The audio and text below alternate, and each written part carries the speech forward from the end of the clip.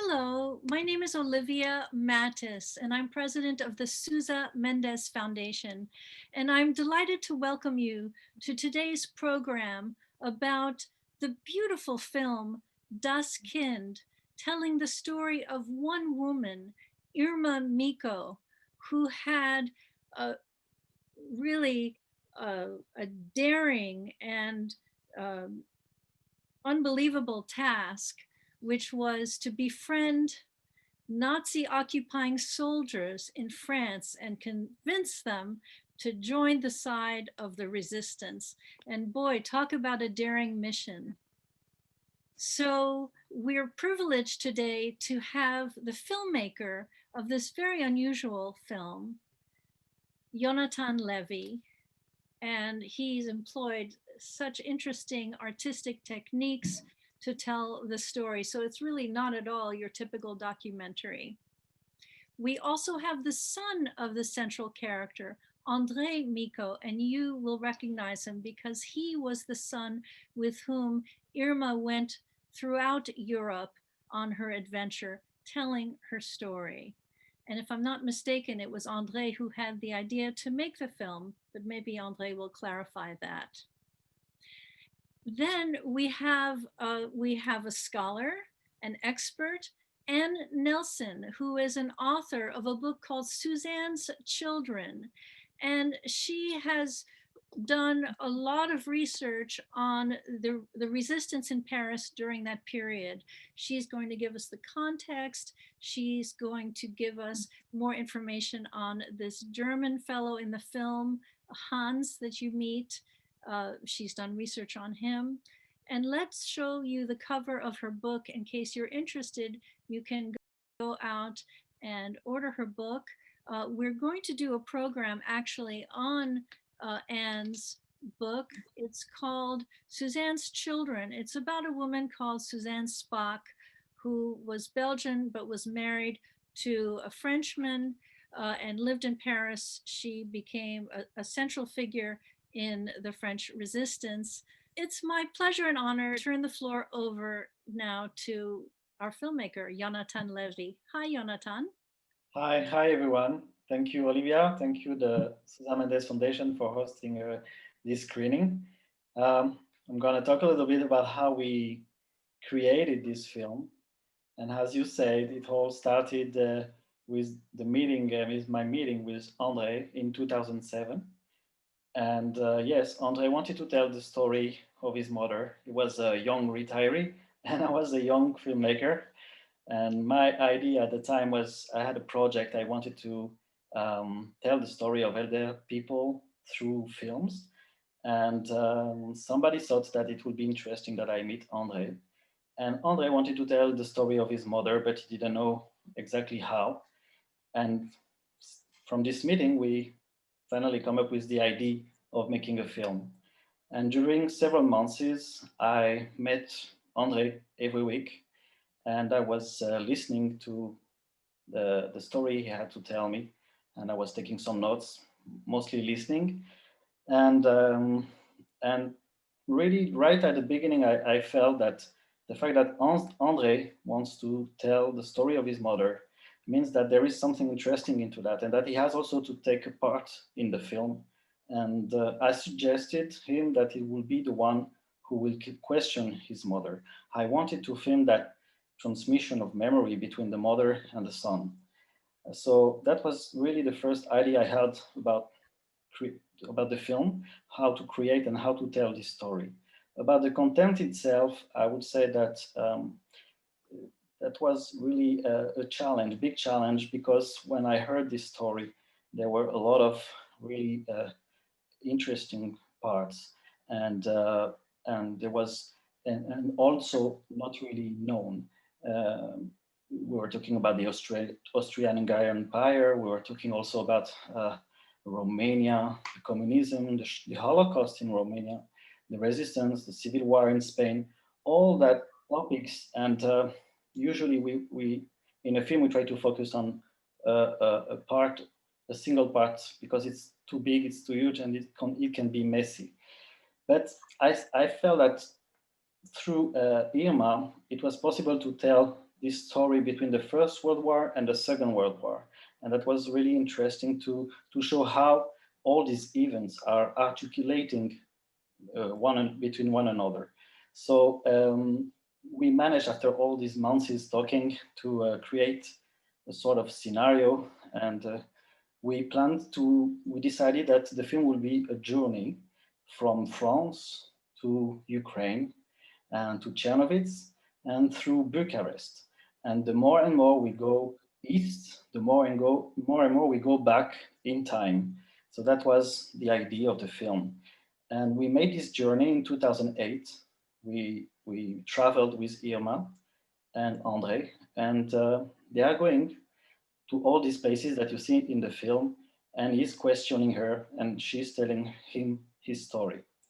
And now about all the artistical aspect of the film. When we were in Bucharest, and I saw these huge billboards, this is when I had the idea of putting the archives to replace these billboards with archive.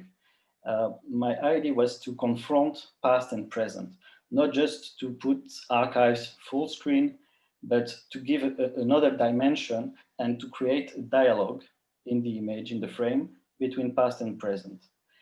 And the big idea of the film, the idea with the theater sequences with the granddaughter, with Sarah, it really came really quite late in the creation process, because we made this journey, we came back, and I started editing. And when I realized that there are some informations that I want to sum up and to say really shortly, usually we use a voiceover for that, but I didn't want to use a voiceover. Like with the archives, I wanted to make it creative. And at the same time, Andre was telling me about his daughter, Sarah, who was doing some theater improv. And I really thought that, yeah, since the beginning, I felt that, as I told you, I wanted to film this transmission when Irma is talking to her son.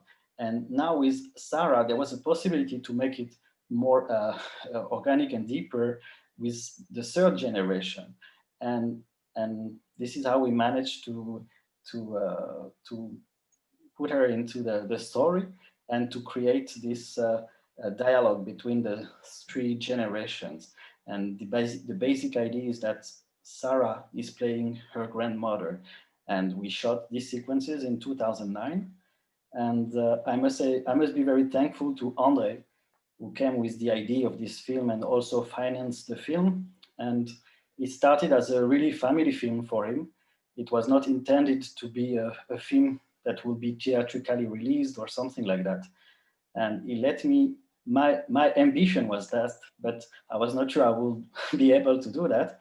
I was 23 years old when I started doing the film, so I was very young. And it gave me full confidence to make the film as I wanted. And he really brought me the story and let me choose the way I wanted to tell this story. So I'm really thankful for that he let me do it the way I saw it. And it was really a great collaboration. That's how we ended with this really moving film. So maybe Anne could bring a more historical background to this story. Just to think, I saw your picture this this morning on the press. I didn't know it was you. I read the article. That was quite funny. Yes, I was wearing a mask, so that happened. Yes, and it was such a privilege to see your beautiful film and see Andre's beautiful story, and then comment on the setting. As it happens, when I set out to write my book, it had something of a similar beginning, because I met the daughter of Suzanne, who was then 80 years old, and interviewed her 30 times to extract the story of her mother. And so I think that it's so important to get these stories recorded and shared while we still have time with the people who can give us this testimony.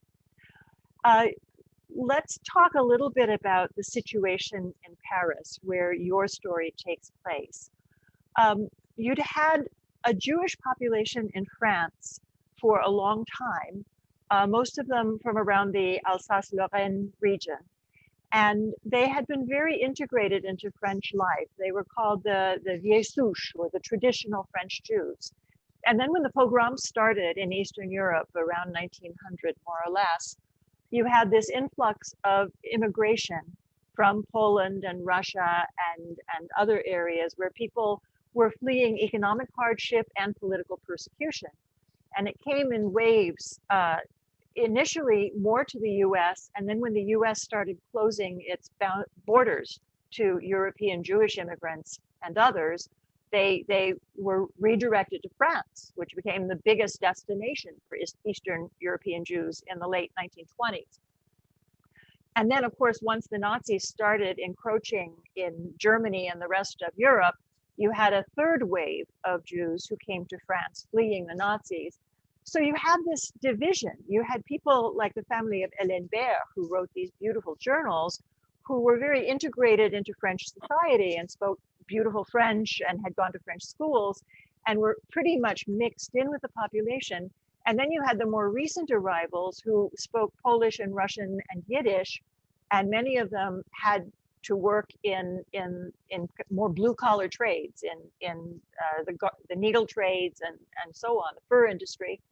And they tended to be concentrated in neighborhoods in Paris. They almost all lived in Paris. So you had these two populations that totaled around 300,000 people, more or less.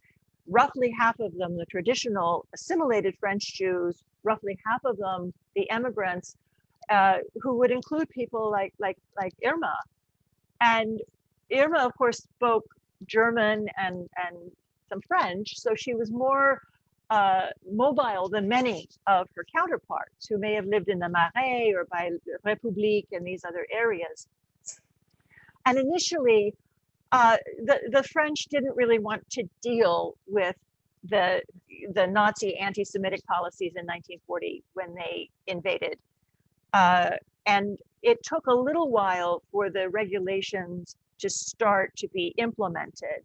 And it was a very gradual situation. It was like the gradual tightening of the noose. First, they were banned from playgrounds and swimming pools. They were banned from owning bicycles, banned from owning radios.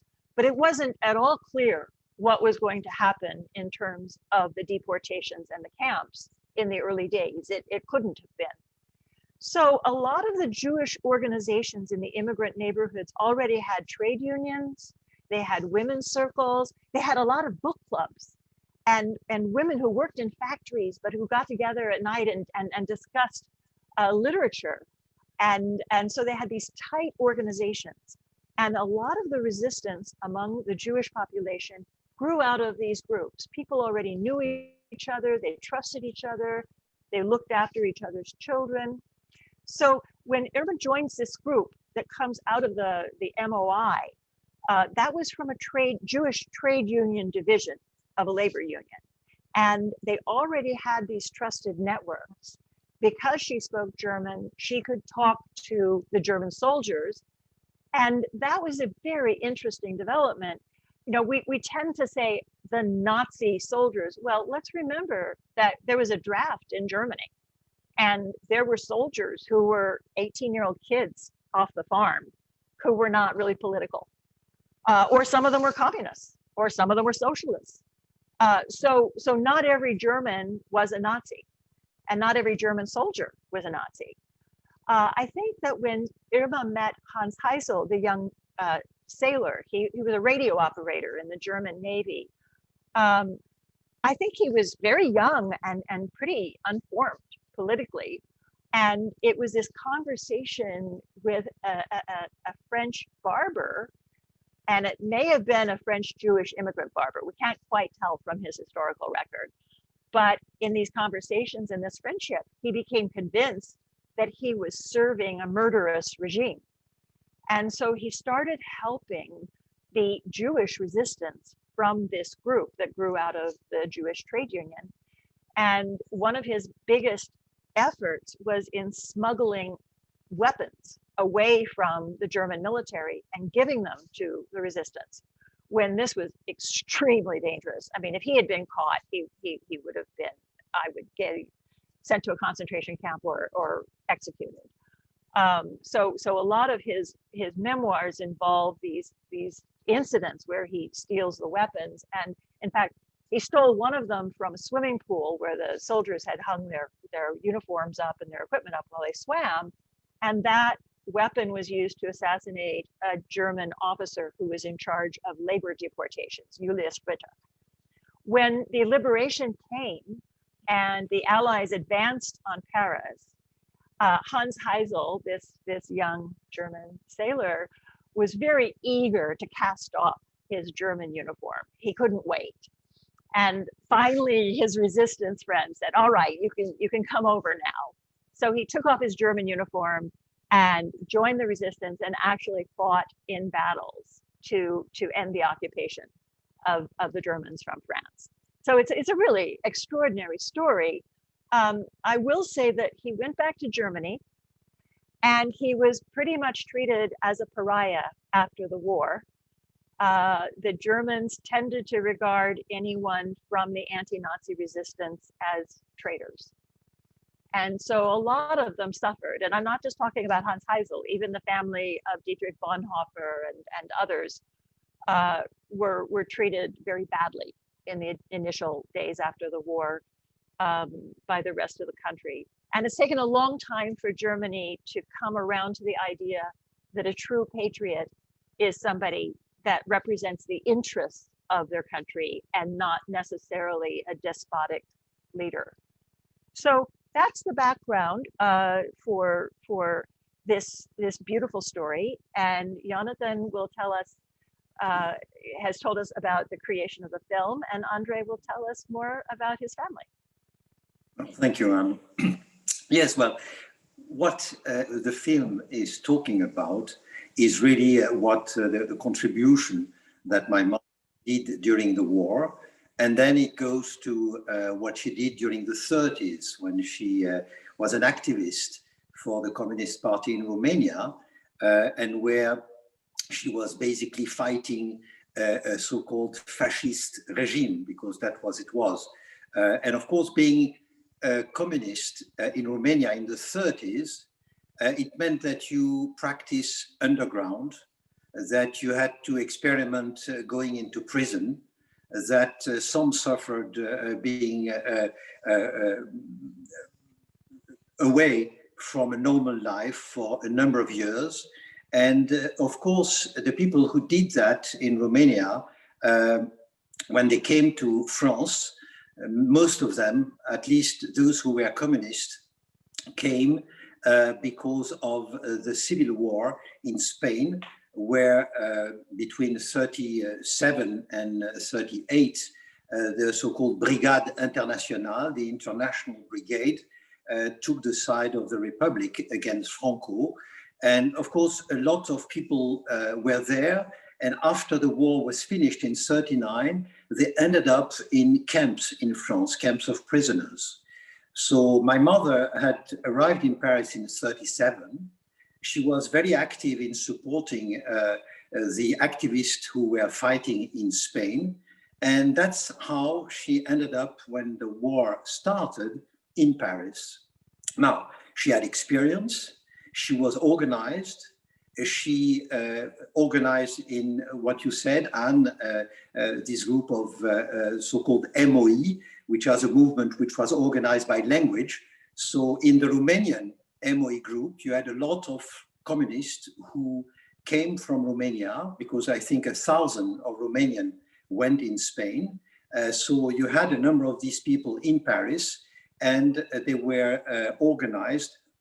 And as soon as the fight against the Nazis was organized by the communists, that is from 1941, when the German army invaded Russia, then from one day to another, they moved underground and started to fight. And of course, for her, at the time she was 26, although she was married, but her husband, first husband, was not in Paris, it was quite obvious to move into the resistance, because she had the experience from Romania to work underground.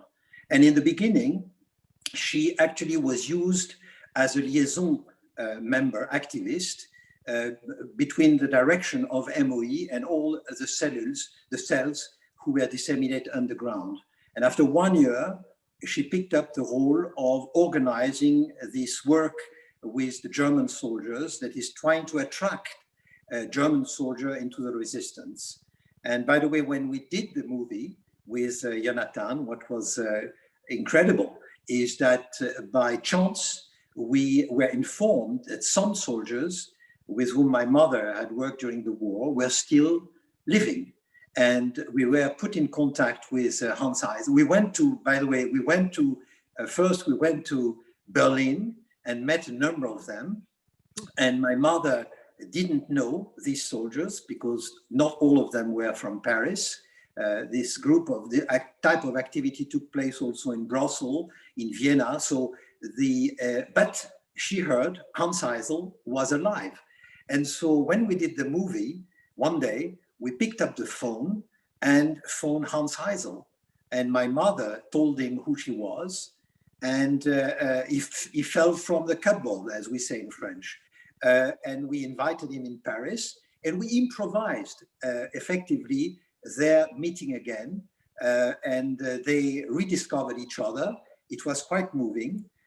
I discovered, by the way, during that experience, that Hans did not know that my mother was Jew. He thought that she was, one of these French people from the east of France who are German-speaking people, Alsatian or Lorraine people.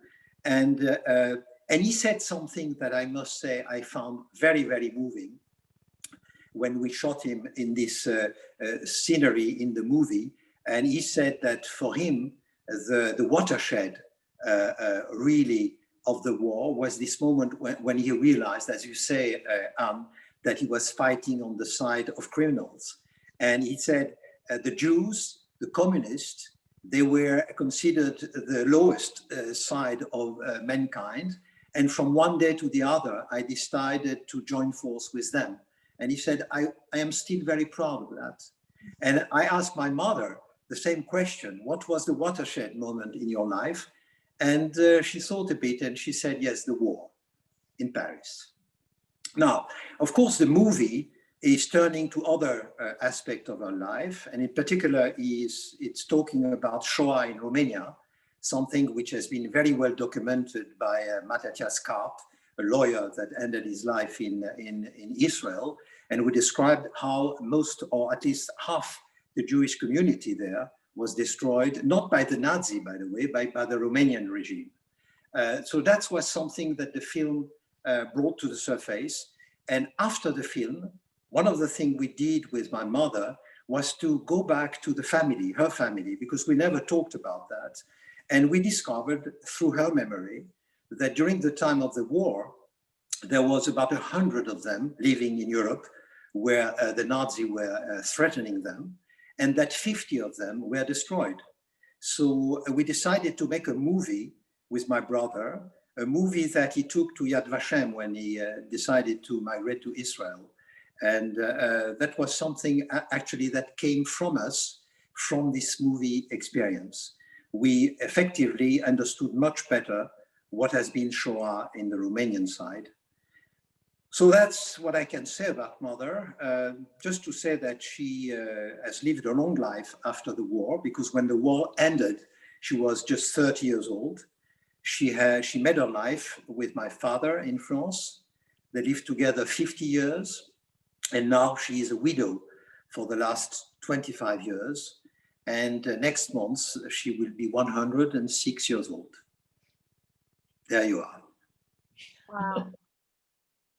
So I do encourage people to continue putting their questions in the chat window. There are some questions, very interesting questions already there.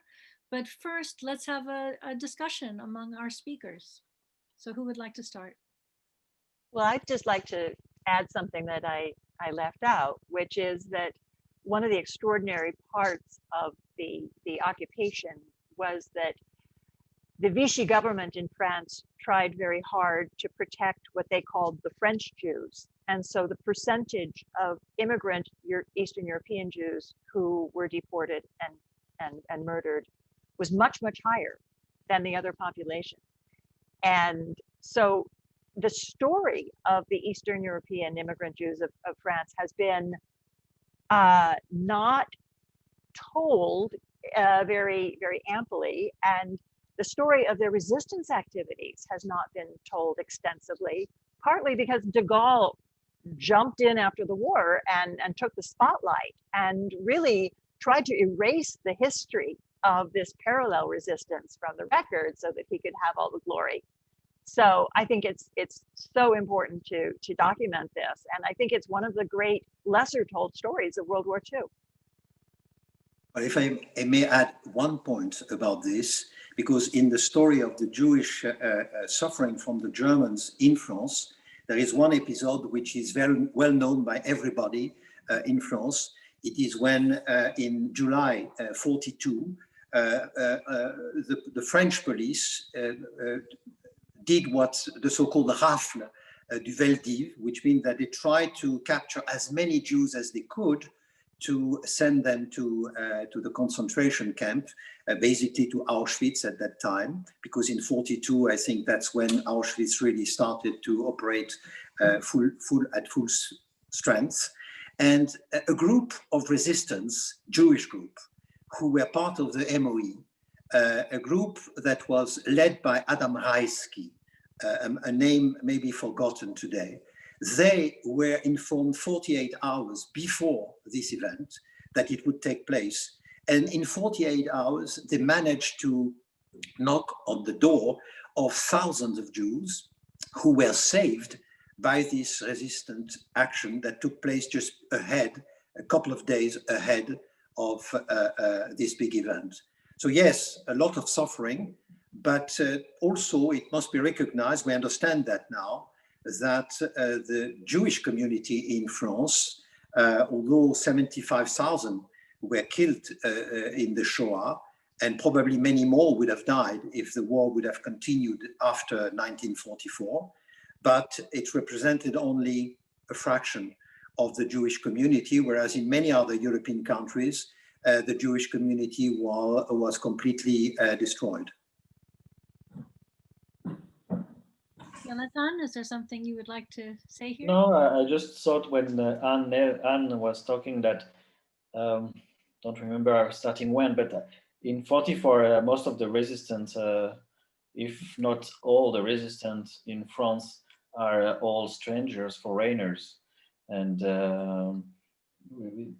when we talk about French resistance, they were made only of foreigners. And that's what André said, that most of these people had an experience of underground elsewhere. And because the Communist Party was forbidden where they were coming from, and they had also the experience of the civil war in Spain. So they were really most prepared for that, for all this action, I would say. But I think also because the immigrants were attacked and treated the worst from the beginning on, they had the biggest motivation for taking action. And they were really the first group to emerge for the resistance in France. And one of the extraordinary things is that through Adam Raisky, they developed two real wings to their operation. One was the military action, and one was the rescue actions that Suzanne Spock worked with Raisky very actively with. So you had these incredible rescue operations that had to use the same methods of clandestinity as military operations. So it really is an extraordinary story. I would add one point regarding the resistance, because I would say it would be unfair to describe resistance as only something that was done by foreigners in France. What is true is that most of the resistance action that massively was done by French people took place in the end of the war, mainly in 1944, when the idea of invasion by American troops and Allied troops in France became really a possibility. And then the so-called maquis activity was very important. It was with a lot of young people who refused to go work in Germany. And so instead of staying in their home, they went into the Maquis and fight the German force. And of course, when the invasion of France took place by the American army, then all these Maquis suddenly started to fight a real war against the retreating German army and made a real impact. So yes, the foreigners, particularly the communists coming from the civil war in Spain, played an important role. But I think the French people also, in the later part of the war, played a very essential role. I will add something. What I said is that I remember, for example, in the film, in the beginning, there is a screening, and we participated. IRMA participated, and we filmed this screening. And there was another resistant, a French resistant, and she was a young girl. She was 17, like that, unexperienced, and at the beginning of the war, and she also took part in the resistance, but all of these French people very quickly were arrested because they had no experience. That's what I wanted to underline. Yeah. Yes, that's true. So there's some great questions already in the chat box. So maybe let's turn to that next so that we get to everybody's question. So, and I will tell you about upcoming programs, but maybe we'll do that a little later in the hour. So one question is for André. Does your mother, at age 106 almost, continue to play the piano? Well, she did play piano until 2 years ago. So I filmed her 2 years ago. She was still playing, not as good as in the film. And in the film, by the way, she doesn't play as good as before. But now for the last 2 years, she can't. She's too old, and she has not the possibility to move to her piano. So she offered her piano to one of her granddaughter. Nice. We did feature another film called The Lady in Number 6, which is about Alice Hertz Summer, who was also a Holocaust survivor pianist who lived to be 106. So there's some theme there, which is quite wonderful. So this is, I suppose, a question for Jonathan. How is the film available for those who might wish to see it? I think you can get the DVD of the film in the US, the NCGF, the National Center for Jewish Films. It's a Brandeis. You can find the film there and buy the DVD. Otherwise, there's no other I don't know how to say that, stream to buy it. It's available in the US on the website of the Brandeis NCGF. Okay. So this is perhaps for André again. And the question is, how was trust developed between the women in this resistance group and these soldiers? What was the process that influenced their conversion? Well, as I think she explained that in the movie, and probably it would be her that could explain that much better than I can now. But what I understand what she says, she, by the way, wrote also memories, so she explained a little bit what happened. In the beginning, their objective actually was to identify German soldiers who were with a socialist or communist or trade union background. Because as Anne said, in the German army, you didn't have 100% fanatics. You had a sample of the German society. And in the German society, you had all the people were not fanatics for the Hitler's regime. So how to spot them? Well, they knew in Paris where the soldiers were going, you know, visit Eiffel Tower or visit Versailles or visit other places. So they were there, 2 girls at a time, and they spoke loudly in German, nearby German soldiers. So German soldiers hearing 2 girls speaking German, they would turn to them and try to make contact with them. And so they started a conversation. Now the German soldiers, they thought they were starting an affair of some kind. And what they were looking for was the moment when they were talking to them, let's talk about the war.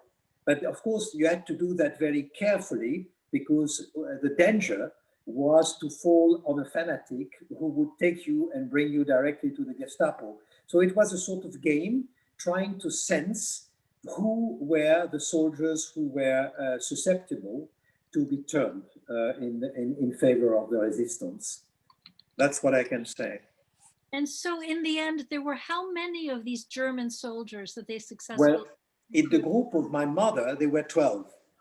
12, including Hans Heysel, who were participating to resistance in Paris. That doesn't look like a big number, but they played quite an important role to get weapons, but also for some of them to take part in the later part of the war, but not in the German army, but with the Allied army against the Nazi regime. So 12 in Paris. I think probably some other took place in other cities of France, certainly in Brussels, not a large number. So that was not a decisive point for the war, but nevertheless, 12 of them. Now there is a book, you showed me the cover of a book that Yes. appeared in French. I don't know if you have it in your mind. I can show the cover. I can say it's a book that has been written by Claude Collin, this historian that we see in the beginning of the film. And if you go on internet and you put his name, Collin, C-O-L-L-I-N, Claude, you will see in Amazon this book. And actually this book is in French, and it tells the story of this organization during the war that worked in France and elsewhere to turn German soldiers in favor of the resistance. Can you hold it up for a little longer? All right. Say something so that you're full screen. There you are. But it's written in French. So please put in Google Claude Collin, or put that in Amazon, and I think you will be directed to the book directly. Claude Collin is the author. And I wrote a book previously about the anti-Nazi resistance in Berlin. And it also features a group of people who combined Jewish people, half Jewish people, Catholics, communist aristocrats, people who came together to oppose the Nazis and were called by the Gestapo the Red Orchestra or Rote Kapelle. But they were also involved in these rescue efforts as well as various other anti-Nazi propaganda efforts. And they had some loose connections to the groups in Paris. So there's a lot of learning to be done in this field. So let's get back to some questions. So one question is, there was this man that appears in the film, midway through the film, who also is a pianist, who was an artist as a young boy, teenager, and it's a little unclear what is the connection between him and IRMA. So can one of you explain who he was exactly? I think you're... Jonathan, you want to explain or go ahead? I will do the first part. You will explain more. I think you are talking about Josef Ulgiser, right? The one we see in Bucharest, right? Yeah. Yeah. The truth is that in the film it's shown in the Bucharest part, but we shot this sequence in Czernowitz. And we met this man there when we were there. We were looking for someone who could be able to talk about his experience in Transnistria and talk about the camp there. And it happened that he was a pianist player. And in this sequence, it's IRMA that leads the interview. So that was really interesting to see that and to see them talking. And that was, in fact, we didn't manage to take out of him a lot of information about Transnistria, but his story was really, to my point of view, really telling, giving an idea of what happened there, and also was making the transition with the communism. So that's why I put this story in the Bucharest part, although it was shot in Ukraine and in Czernowitz. But Andre can add more information. Yes, what I want to say is that this guy, we met him really by chance when we were in Czernowitz. And the reason why we were so interested in his story is that my mother, when she was young in Czernowitz, she practiced piano intensively with a professor called Taube Wallstein, and she earned the first prize in the Conservatoire of Czernowitz. And so we went there and we asked if there were still memories of her teacher, Taube Wallstein. And they sent us to a place where this guy was still teaching piano. So we discovered him. And actually he told his story, and we discovered that this guy not only is Jew, not only has he been deported and survived in Transnistria, but after the war, he managed to become a doctor and work in a hospital. And when he took his pension, he decided to go back teaching piano. So an extraordinary figure. My mother left Czernowitz in 1932 when she was 18 years old. And this guy entered into the war when he was 12. And he had an incredible odyssey. And we thought it was because the music played such an important part in the life of my mother, the piano in particular. We thought putting the two figures together was telling something special about Czernowitz. Mm. So now there's a question again for you, André, I think, about Yeah. your mother's views on Israel and Zionism. Did her views evolve? And can Yes. Well, that is an enigma for me and my brother. And I must say, I discuss that topic quite often with her because, of course, she decided, like many young of her generation, to fight for the communist cause. And when she started in 1932, in the Yishuv, there was maybe 100,000 people, maybe 200,000. Some people from Czernowitz were moving into the Yishuv at that time, but not from her family background, because they were very assimilated Jews.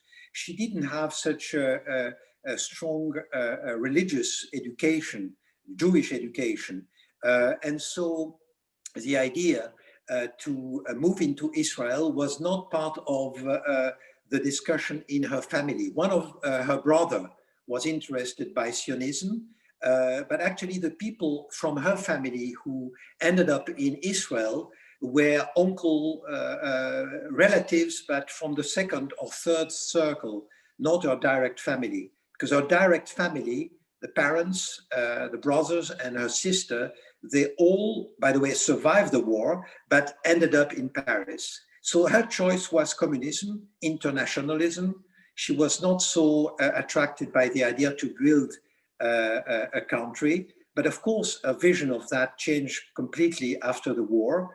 And not that she became a Zionist, but of course, she's like most of the Jews, very strongly linked with what happened, because this is the real miraculous part of the Jewish history in that period. And the communist experience has disappeared. So to some extent, there she is. She was on one side of the fence and history went the other side. But there you are.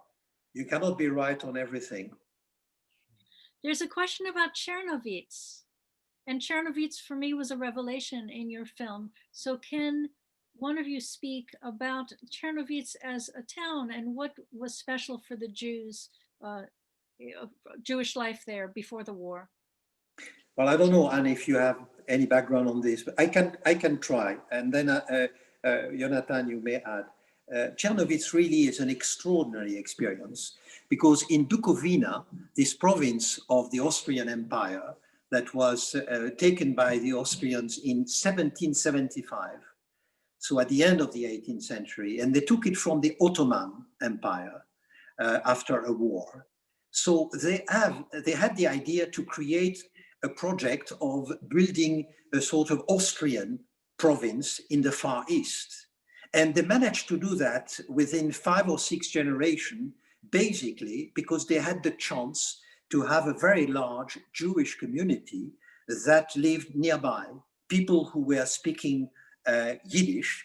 And so for them, it was pretty quick and easy to learn German. So as soon as the Austrian Empire gives the rights to the Jewish citizen to do everything they want, which happened in the middle of the 19th century, for a period of 2-3 generations, certainly until the First World War, it was just extraordinary.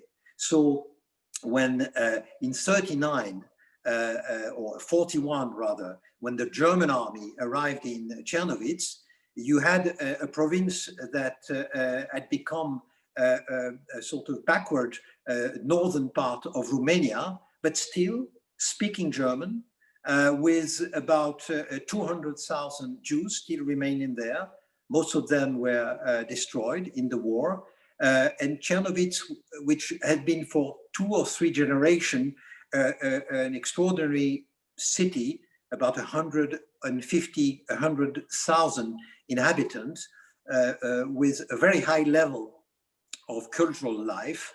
That city, became and now is a sort of secondary city in the Ukrainian country. So it had an experience that really was created by the Austrian Empire, but was really a success story, I think, in a very large part because of the Jews who lived there. That has disappeared. So there's a question about Grisha, her first husband. What happened to him? Oh, Grisha. Well, Grisha was a good friend of my father. They fought in Spain together, and they remained friends until the end of their lives. And Grisha returned to Romania after the war, contrary to my father and mother. He remarried because my mother had created another family. He remarried, had 3 girls who were educated in Romania.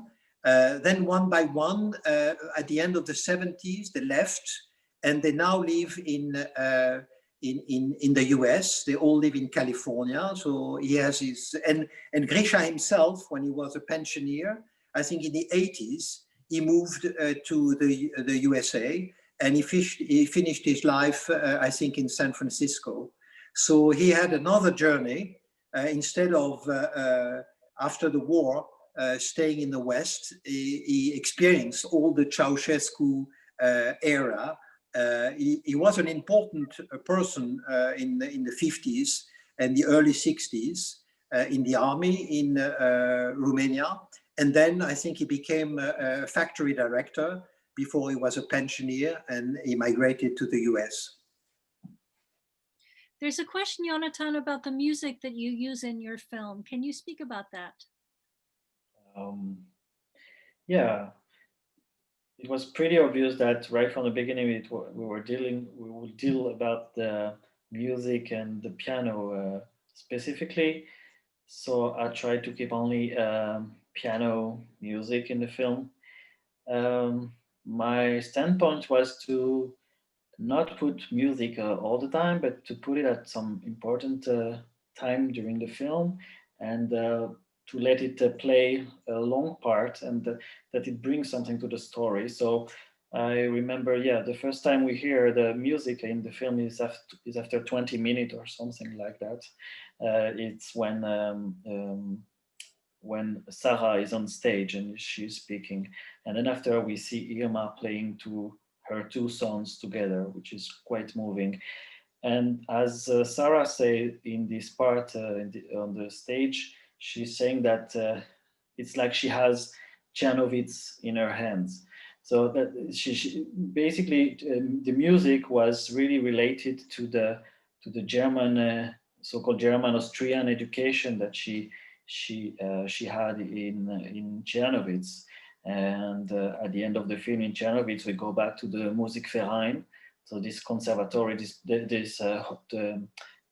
concert hall, sorry, and she plays piano there as she was playing when she was a young girl. And she, as she said, I don't think it is in the film, but she used to be the best pianist in the conservatory, so she was playing at the end, and she was playing in that same music hall, and So it had a meaning. So really, the music, to my point of view, was linked really to her childhood and to her roots, and it is part of also the transmission. So now I'm going to take the floor back just briefly to tell you about upcoming programs, and then we're going to go back to our speakers for some final thoughts. So we will have 4 more programs in 2020. Then there will be a little bit of a break and we will start up again in January. So the next several programs are free, as many of our programs are. Today was an exception. Today there were tickets required. We will have one more ticketed program, which will be on December 13th. And it's got really not much to do with the Holocaust, except metaphorically in some way. It's going to be about Fiddler on the Roof. And it's a very nice way to end the year. It's going to be during Hanukkah. We're going to be showing the film Fiddler, Miracle of Miracles. And we have a panel that includes Tevye from the production of Fiddler on the Roof in Yiddish that took New York by storm recently. And it just so happens that this Tevye was a college classmate of mine, and I was able to get him to be on the panel, and I'm so thrilled about that. You're going to love him, Stephen Skybell. So again, there are tickets for sale. We had to cancel so many things this year because of COVID, including our gala. So it will be sort of our gala. There'll be gala-like prices. But if anyone cannot afford a ticket, we have a benefactor who has offered to cover a ticket for anyone for whom it's any sort of a hardship. So all you have to do is send an email to info@SuzanneMendesFoundation.org with the subject line Fiddler, and we will get you a ticket for the Fiddler on the Roof program. So you will have information on that program and other upcoming programs in the email that you will receive after today's program. 3 out of the 4 coming programs are all set. The 4th one is still coming together, so you will see information about 3 programs there. So let's now turn back to our speakers for some final thoughts, starting with André Miko, son of the star of this film. Well, I would like just to say a few things about courage, the courage, because fighting the Nazi for Jews during the war, it took courage. And during my life, when I thought courage, I was thinking of my father, because he was a fighter and he endured a lot of things. With the film that Jonathan has made, I discovered myself the courage of my mother. And now that the war in Europe is finished, since a long time, that the borders of Europe have disappeared, that communism has disappeared, everything has changed. And as I said, next month, my mother will be 106 years old. The whole of her generation has disappeared, but she still displays a lot of courage, because what I discover now, that it takes a lot of courage to live that long. That's what I want to share with you. I think I'm next to speak, and I just want to reflect on what I learned in writing about the Nazi occupation of Paris and looking at the rest of the world and history. And you have periods where people's freedoms are taken away, and as in Paris, it's usually not all at once. It's usually step by step, where there's this erosion of the rule of law. There are abuses that come from the people who are in power. And I've noticed in my research and writing that most people in most situations sit back and just hope to survive. Sometimes they say, why don't they do something? As though there's going to be this magic hand that comes down and saves the situation. And what I see in my study of history is that there are also always individuals such as the ones in the film where they say, well, somebody needs to do something. I guess it will be me. I will do something. And you look at what is done, and maybe at the time it looks like a small step, Maybe it looks like the situation is overwhelming, but they decide to do something small, and then they do another small thing, and it adds up. It adds up. And first of all, it adds up to changing the situation and giving other people inspiration. And finally, it adds up to this historical record where nobody can look at it and say no one did anything. We have evidence through this beautiful, brave woman that she was an ordinary person who became extraordinary by what she chose to do. Yonathan, the floor goes to you. Thank you, Anne. I will add a few words about really from a intimate perspective. With the years and thanks to the film, I developed a very strong relationship with Irma, and I consider her like my grandmother as well. And we had time to speak about many things. And what struck me the most was her ability to be very positive in every situation. I learned that listening to her story and what she did during the war. And I think that one of the strengths that she had that allowed her to survive and to live, and after to go back to a normal life and to raise her children, was the incredible positivity that she has in her guts, and it gives her a lot of strength, and I think it has helped her overcome any situation. She has suffered a loss, and people, and now she's old, and most of the people she knew disappeared, but she's still thinking positively. And personally, I remember that once I had a quite harsh time, and I was talking with her on the phone, and she told me, you should take some distance and just laugh. That was quite inappropriate at the moment when she said that, but I listened to her advice, and it really helped me a lot. And now I keep this advice in me that even if we were in harsh time and everything seems lost, you still have to think positively, because it helps, and you never know it. We can manage to overcome any difficult situation. Well, I wanted to thank our three speakers. I wanted to thank Yonathan for making this beautiful film that really demonstrates visually the transmission from one generation to the next generation to the next generation. And of course, Suzanne Mendes Foundation, we're all about Holocaust education. We are about transmission of memory. This is so central to everything we do. So that was certainly a very moving aspect of presenting this film. Thanks to our expert, Anne Nelson, with whom I look forward to creating another program. Thank you to Untitled Miko for sharing your family's intimate story. And thank you for all of you for spending this hour with you. Please come back next week for our next program. Have a nice rest of your day, everybody. Bye-bye.